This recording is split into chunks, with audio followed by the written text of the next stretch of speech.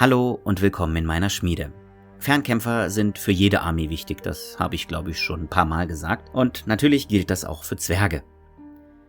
Innerhalb der Zwerge gibt es ja seit Einführung der Musketen den Streit, was besser ist. Die Armbrust oder die Muskete. Geschlichtet wird dieser Streit in diesem Video auch nicht werden, aber es wird Zeit, meine Zwerge mit Fernkampftruppen auszustatten. Den Anfang macht dabei die Waffe, die zuerst da war, nämlich die Armbrust. Nicht, weil sie mir besser gefallen, sondern einfach, weil ich die Modelle bereits ausgedruckt habe.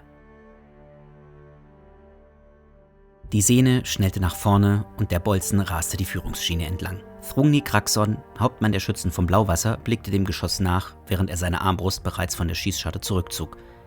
Ob er etwas getroffen hatte, ließ sich nicht sagen, aber so dicht gedrängt wie die Orks und Goblins auf dem Wehrgang standen, war es unwahrscheinlich, dass er sein Ziel verfehlt hatte. Die Krieger der Maschinistengilde hatten den Mauerabschnitt lange verteidigt, aber letzten Endes war beschlossen worden, ihn aufzugeben, und die Grünhäute hatten den Köder geschluckt. In ihrer Kampfeslust drängten sie noch immer auf den Wehrgang, nur um vor der blanken Felswand und dem durch einen Granitblock verschlossenen Eingang zu den Kasematten zu stehen. Die Orks hatten damit begonnen, auf die schweren Türen einzuschlagen, die zu den links und rechts gelegenen Wehrgängen führten, aber bisher ohne jeglichen Erfolg.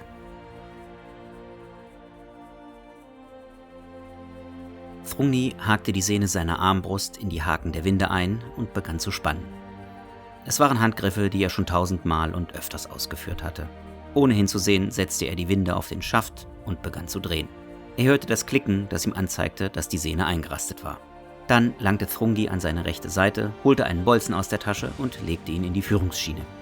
Er spähte wieder aus der Schießscharte, legte an und schoss. »Das reinste Hasenschießen«, kam es von seiner Seite. Brond Loganson grinste ihn an.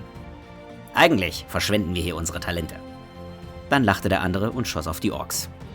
»Die sitzen da unten in der Falle und sind zu blöd, es zu verstehen.« Thrungni lachte jetzt ebenfalls. »Besser dumme Feinde als schlaue.« Wieder legte er einen Bolzen ein und schoss. Trotzdem hatte Brond recht.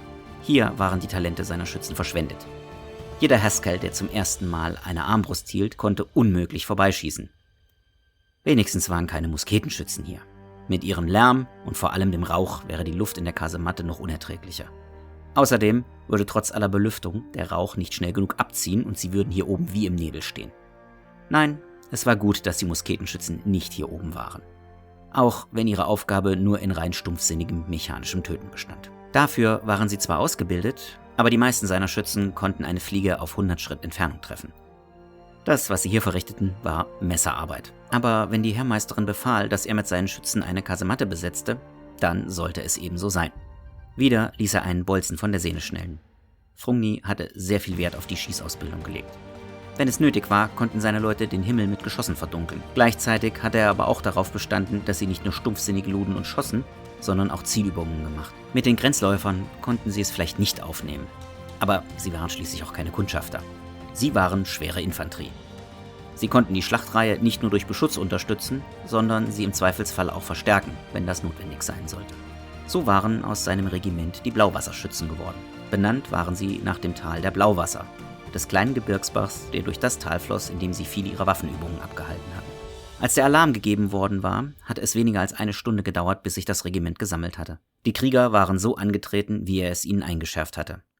Leichtes Marschgepäck, Verpflegung für 2 Tage, Handwaffe, Schild, Armbrust, 2 Taschen mit Bolzen und 2 Decken. Diese sollten sich vor allem in den zugigen Unterkünften der Kasematten als nützlich erweisen. Verpflegt würden sie zwar von ihrem Clan, deswegen waren die Trockenrationen an sich überflüssig, aber manchmal, gerade während der Nachtwache, war es angenehm, wenn man auf einem Stück Fleisch oder Hartbrot herumkauen konnte. Thrungnis Armbrust klickte wieder und er legte den nächsten Bolzen in die Schiene. Er hob die Armbrust, zielte und schoss. Die Handgriffe waren so sehr in Fleisch und Blut übergegangen, dass er gar nicht bemerkt hatte, wie er seine Waffe lud. Ständiger Drill hat eben auch auf Hauptleute seine Auswirkungen, dachte er. Thrungni hatte an sich selbst die gleichen Ansprüche gestellt, wie auch an seine Schützen. Trotzdem blieb das, was sie hier machten, einfach nur Messerarbeit. Das hatte nichts mit Fähigkeiten zu tun. Einige seiner Leute benahmen sich sogar so, als ob sie auf dem Schießstand wären. Harok und Furgil hatten mit Kreide Strichlisten auf die Wand gemalt. Ihrem freundschaftlichen Spott nach zu urteilen, lag im Augenblick Harok in Führung. Eigentlich hätte Thrungni es unterbinden sollen, aber solange das Ergebnis tote Grünhäute auf den Wehrgängen waren, sollten sie ihren Spaß haben. Nach einiger Zeit hatte sich ein Großteil des Regiments diesem Zielschießen angeschlossen. und jetzt wurde es Thrungni doch etwas zu viel. Ihr seid hier nicht auf dem Jahrmarkt, rief er den Gang entlang, als die Stimmung immer ausgelassener wurde. Das hier sind keine Zielübungen und auch keine Feier. Als nächstes lasst ihr doch Schnapsfässer kommen und fangt an zu saufen. Gelächter erfüllte den Gang. Erinnert euch an eure Ausbildung. Disziplin, verdammt nochmal, bellte er. Nach und nach kehrte wieder Ruhe ein. Thrungni hörte ein Poltern und blickte den Gang hinab. Ein weiterer Trupp Zwerge kam auf sie zugelaufen.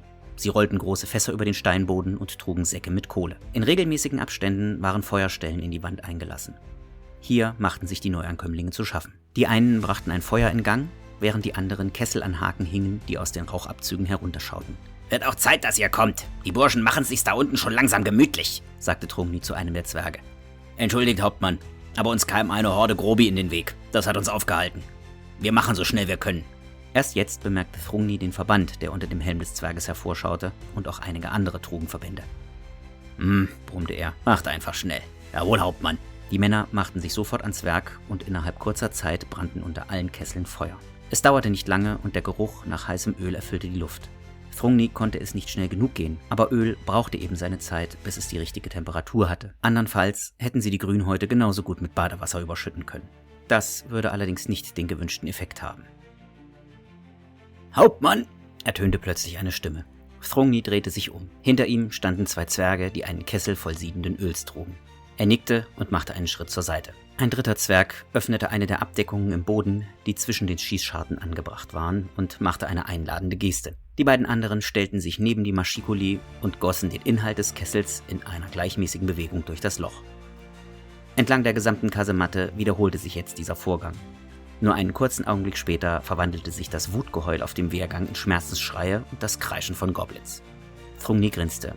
Die Mashikuli führten nicht direkt nach unten, wie es normalerweise der Fall war, sondern waren mit einem Kanal verbunden, der kurz über einem angeschrägten Sims endete. Der Sims war so angebracht, dass das Öl genau auf Höhe der Köpfe der Angreifer abgelenkt wurde und sich verteilte. Danke, Hauptmann, sagte einer der Kesselträger, und sie eilten zurück zu ihren Feuerstellen, um die Kessel erneut zu füllen.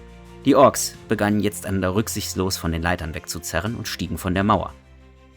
Sie hatten endlich erkannt, dass es für sie hier oben nichts mehr zu holen gab. Der Zugang zum Innern des Berges war mit schweren Granitblöcken verschlossen und außer dem heißen Öl gab es hier keine Feinde zu bekämpfen. Die Schießscharten in der Bergwand waren zu weit oben und selbst für Goblins zu klein. Thrungni blickte über seine Schulter und rief den Männern an den Kesseln zu: Wenn ihr den Grünhäuten nochmal einheizen wollt, solltet ihr euch beeilen. Sie haben es gerade sehr eilig. Wir machen so schnell wir können. Es dauerte noch einige Augenblicke, dann wurden die Kessel erneut geleert. Thrungni blickte durch die Schießscharte und sah, wie sich das Öl über die zurückweichende Horde der Orks und Goblins verteilte. Der Wehrgang war jetzt bereits deutlich leerer. Die Blauwasserschützen hielten weiter Ernte unter ihren Feinden. Dann sah Thrungni zu Bront. Und, geh nach unten und sag Hauptmann Bofa, dass der Wehrgang fast wieder frei ist und er anfangen soll, das Tor zu öffnen. Das hier sind jetzt die fertigen Armbrustschützen.